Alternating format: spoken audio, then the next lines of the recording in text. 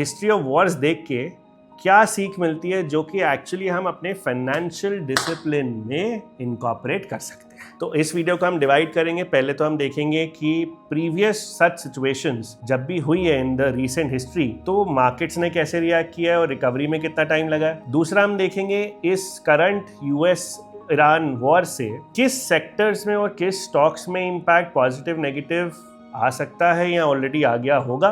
Third हम देखेंगे कि इंडिया के लिए क्या चैलेंजेस हैं, राइट, इंडिया के इस पूरे वॉर इम्पैक्ट से कैसे इम्पैक्ट होता है। और चौथा जो कि एडवाइजरी नहीं है बाय द वे, हमें एज डिसिप्लिन इन्वेस्टर्स क्या करना चाहिए, या फिर आप इसको ऐसे लीजिए कि मैं क्या कर रहा हूँ इस सिचुएशन में, वो मैं आपको बताऊंगा। वो आप एनालाइज करिए कि सही है कि गलत है। आपका अपना ओपिनियन हो सकता है, आपका अपना रिसर्च हो सकता है, प्लीज करिए, उसको जरूर करिए और रिसर्च और पूरा एनालिसिस के बाद ही कोई डिसीजन लीजिए। ये वीडियो एडवाइस नहीं है।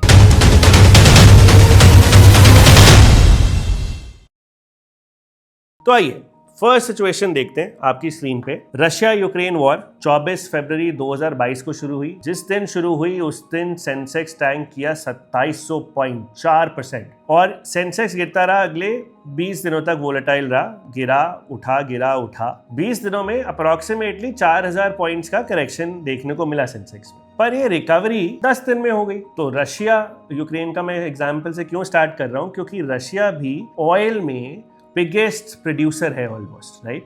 टॉप 3 टॉप 5 लिस्ट में रशिया आता है। पहले दिन 2704% गिरा, अगले 20 दिन करेक्शन रही, 10 दिनों के अंदर अंदर रिकवर करके वापस आ गया। रशिया यूक्रेन वॉर फरवरी 2022 की बात हो रही है। सेकेंड एग्जाम्पल लेते हैं इजराइल और गाजा की वॉर। हमस का जो अटैक हुआ था इजराइल पे, फर्स्ट दिन 0.5 से 1% का करेक्शन आया, क्योंकि इसमें देखिए कोई ऑयल प्रोड्यूसर इन्वॉल्व नहीं था। It was Israel versus Hamas और Gaza. Hamas of course we all know is backed up by Iran, but direct conflict नहीं था, ईरान का इन्वॉल्वमेंट नहीं था, तो इसमें कुछ ज्यादा इंपैक्ट नहीं हुआ। सेंसेक्स आधा 1% गिरा, मिड कैप स्मॉल कैप 1% के आसपास गिरे। 3 दिन में मार्केट वापस रिकवर हो। तीसरा एग्जांपल लेते हैं 2024 का। ईरान ने इजराइल पे अटैक किया, कुछ मिसाइल्स फेंकी ईरान ने इजराइल पे, तो सेंसेक्स 2024 में भी गिरा। सो ये कुछ 75,000 पे सेंसेक्स था, 72,000, 3.5% के आसपास का करेक्शन आया और ये 15 दिन में पूरा रिकवर हो गया। जबकि इसमें ईरान डायरेक्टली इन्वॉल्व था, पर ये कोई मेजर कॉन्फ्लिक्ट नहीं माना गया, क्योंकि कुछ मिसाइल एक्सचेंजेस हुई 2 कंट्री के बीच में और 15 दिन के बीच में 15 दिन के अंदर एक्चुअली सेंसेक्स रिकवर किया और कुछ अगले ट्रेडिंग सेशंस में ऑल टाइम हाई बना लिया सेंसेक्स ने। वॉर चल रही थी अभी और अगले 15 दिन के बाद कुछ दिनों में सेंसेक्स ने ऑल टाइम हाई बना लिया।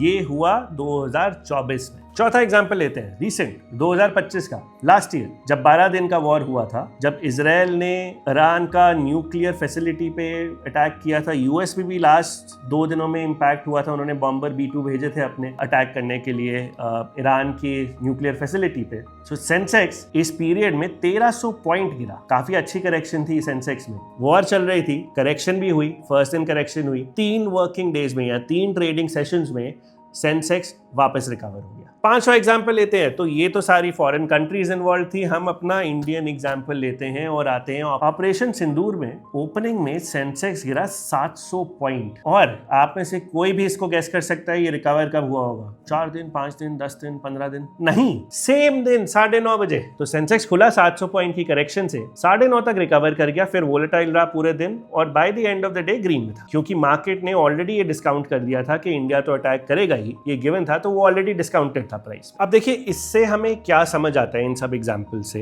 कि जब भी ऑयल एक फैक्टर होता है किसी भी वॉर में, तो मार्केट्स एक्चुअली काफी भयंकर तरीके से रिएक्ट करता है, क्योंकि ऑयल काफी कंट्रीज वर्ल्ड में ऑयल इंपोर्ट करती है, तो उनकी जो जीडीपीज है, उनकी इकोनॉमी है, उनके फिस्कल डेफिसिट सारे ऑयल प्राइस पे डिपेंड करते हैं कि कितनी देर ऑयल ज्यादा प्राइस पे रहेगा जितना होना चाहिए उसके मुकाबले। दूसरा जो इंपॉर्टेंट समरी है कि पैनिक हमेशा फ्रंट लोडेड होता है, तो मार्केट जरूर एक नीजक रिएक्शन करती है शुरू के 2-3 दिन 4 दिन, पर धीरे धीरे करके जैसे जैसे वॉर सिचुएशन आगे आती है, सामने आती है, मार्केट्स उसके हिसाब से रिकवरी स्टेज में जाती रहती है, बट फ्रंट लोडेड जरूर होता है पैनिक। एक 3 मंथ रूल लेते हैं। तो इन सबका जो मैंने आपको एग्जाम्पल दिया उसका एक 3 मंथ रूल हम बना सकते हैं कि यूजुअली निफ्टी और सेंसेक्स, चाहे कितनी भी बड़ी वॉर हो, चाहे ऑयल शॉक हो इन्वॉल्व या ना हो, 3 से 6 महीने में निफ्टी और सेंसेक्स वापस रिकवर कर जाते हैं। ऑफ कोर्स ये पास्ट डेटा है और हम फ्यूचर रिटर्न्स या future behaviour of the Nifty Sensex इससे बिल्कुल प्रिडिक्ट नहीं कर सकते, राइट? पर हमें एक गाइडेंस और एक दिशा देता है कि हमें किस तरह से सोचना चाहिए। अब करंट सिचुएशन में रिकवरी कैसे ट्रिगर होगी? करंट सिचुएशन में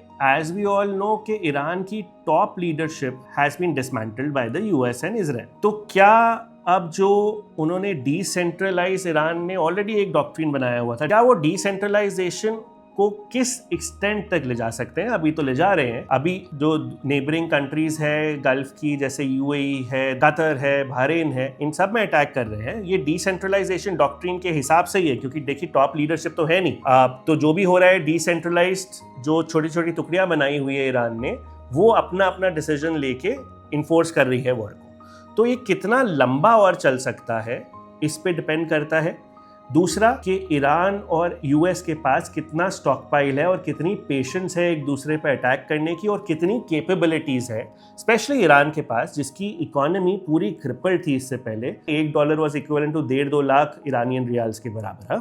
तो ये सब चीज़ें इंपॉर्टेंट मैटर करेगी कि किस डायरेक्शन में जाता है और कितना लंबा खिंचता है ये जो वॉर है। अब इस पूरी इक्वेशन में जो स्ट्रेट ऑफ हॉर्मुज है वो बहुत ही एक टैक्टिकल पॉइंट और एक क्रिटिकल पॉइंट बन जाता है पूरी वॉर के लिए, क्योंकि इस स्ट्रेट ऑफ हॉर्मुज से अगर आप अपनी स्क्रीन्स देखें, ये बहुत छोटा सा हिस्सा है, 21 माइल्स के आसपास का इसका विड्थ है, बट इससे 20% of the global oil supply जाता है।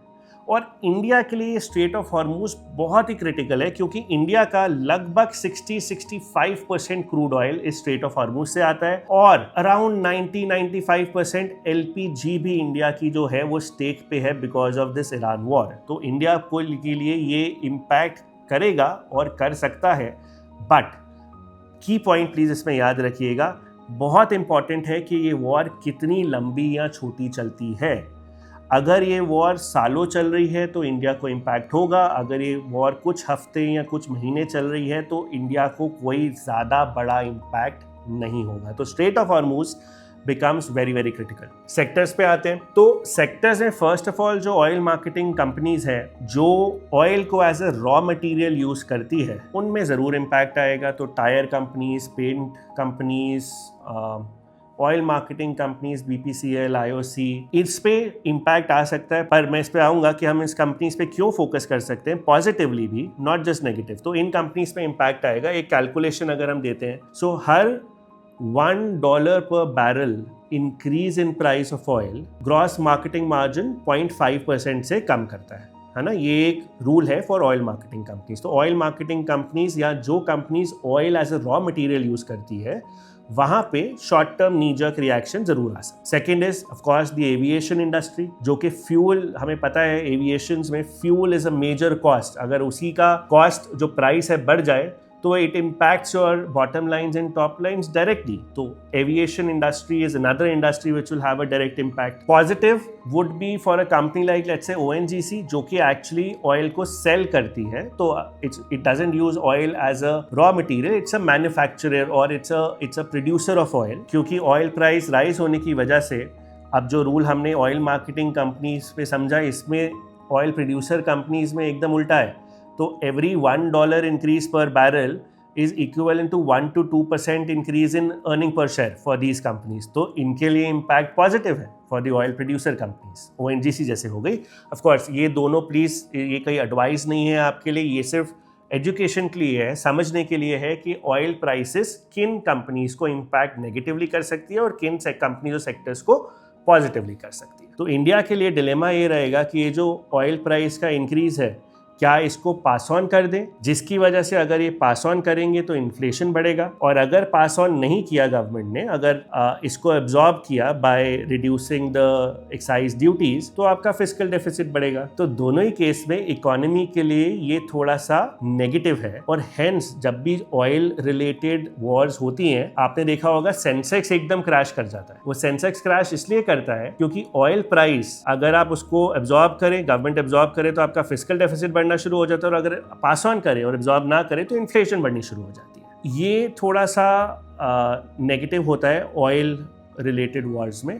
बट हमारा ये ओपिनियन है, आई थिंक क्योंकि इंडिया की इन्फ्लेशन ऑलरेडी काफ़ी कम है तो ये काफ़ी पास ऑन होगा rather than government reducing duties on this. I don't think government deficit को टच करेगी, मेरे ख्याल पे ये पास ऑन होना चाहिए क्योंकि इन्फ्लेशन ऑलरेडी कंट्रोल में है इंडिया की। अब एग्जिस्टिंग इन्वेस्टर्स या मैं इस पूरी सिचुएशन को कैसे देख रहा हूँ, देखिए ओपेक ने ऑलरेडी बोला है कि अप्रैल में OPEC drastically supply of oil increase करने वाला है। यस, नीजर्क रिएक्शन है ऑयल के प्राइस में 67 से 78 79 पे आ गया है, ऑयल इंक्रीज हुआ है बिकॉज ऑफ दिस वॉर। मेरा ऐसा मानना है, मुझे ऐसा लगता है कि ये वॉर बहुत लंबी शायद नहीं चलनी चाहिए, और अगर चलेगी भी, जैसे फॉर एग्जांपल रशिया यूक्रेन आज तक चल रहा है, बट रशिया यूक्रेन का जो इम्पैक्ट हुआ था वो सिर्फ शुरू के 1 साल 6 महीने ही हुआ था, राइट। 4 साल से रशिया यूक्रेन चलता जा रहा है, मार्केट ने ऑल टाइम हाई बनाया, ऑल टाइम हाई से फिर करेक्ट हुई, फिर वापस गई वगैरह वगैरह। बट रशिया यूक्रेन की वॉर का मार्केट पे अभी इम्पैक्ट नहीं है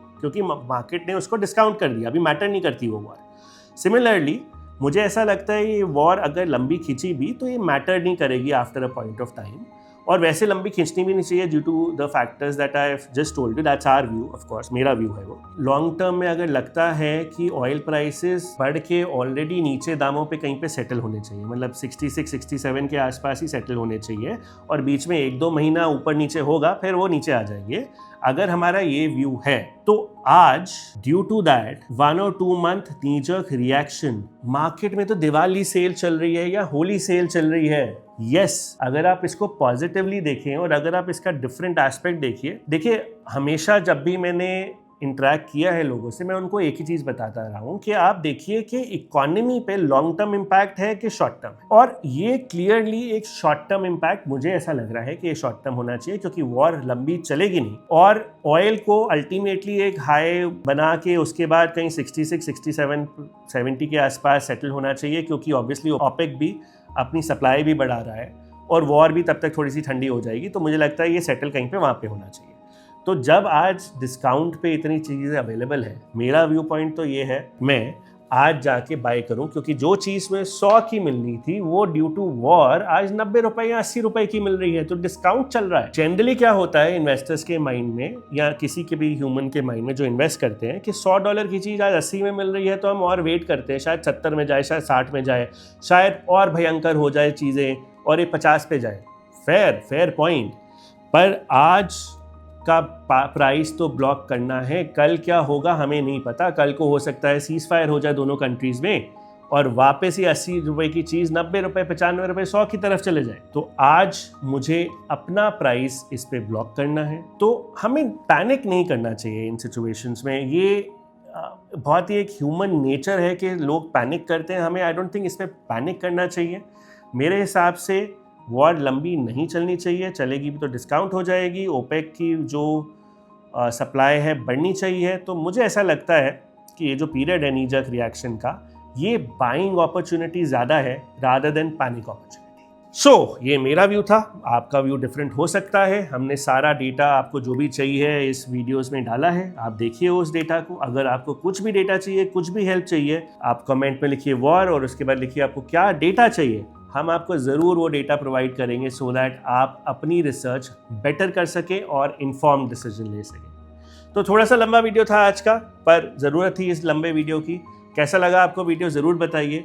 this is Abhishek signing off. Adios आम जनता।